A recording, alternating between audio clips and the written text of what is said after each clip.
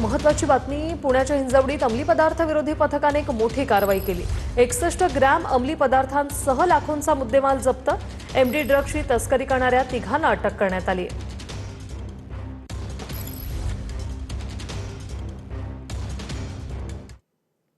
आरएसएसचे सरसंघचालक मोहन भागवत प्रवास करत असलेल्या रेल्वेवर दगडफेक झाली।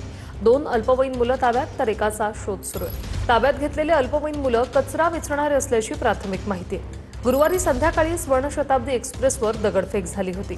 एक्सप्रेसच्या E1 कोचवर दगड फेकल्यामुळे खिडकीची काच फुटली।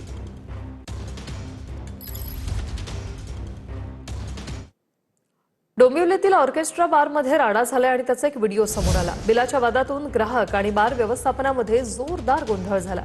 बिल भरण्याच्या मुद्द्यावरून शाब्दिक वादाचे धक्काबुक्कीपर्यंत रूपांतर झाले।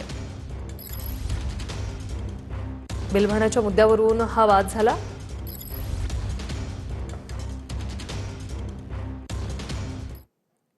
ठाण्याच्या मुंब्र्यात अर्धवट नालेसफाईमुळे बोजवारा उडालेला आहे। नाल्यातील कचरा त्याच नाल्यात टाकल्याचा प्रकार समोर आला।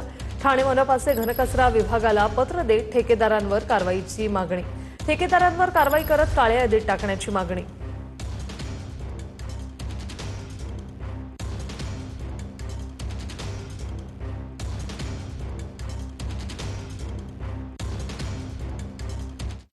आज 4 महिने होऊन देखील मुंब्रा शहरातील नालेसफाई पूर्णपणे झालेली नाहीये।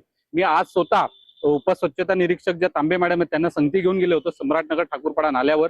त्यांनी मला फोनवर सांगितलं की 70% काम झालेलं आहे, पण मी जेव्हा समक्ष त्यांना घेऊन गेलो त्यांच्या निदर्शनास आणून दिलं की कुठल्याही प्रकारची 5% देखील काम झालेलं नाही।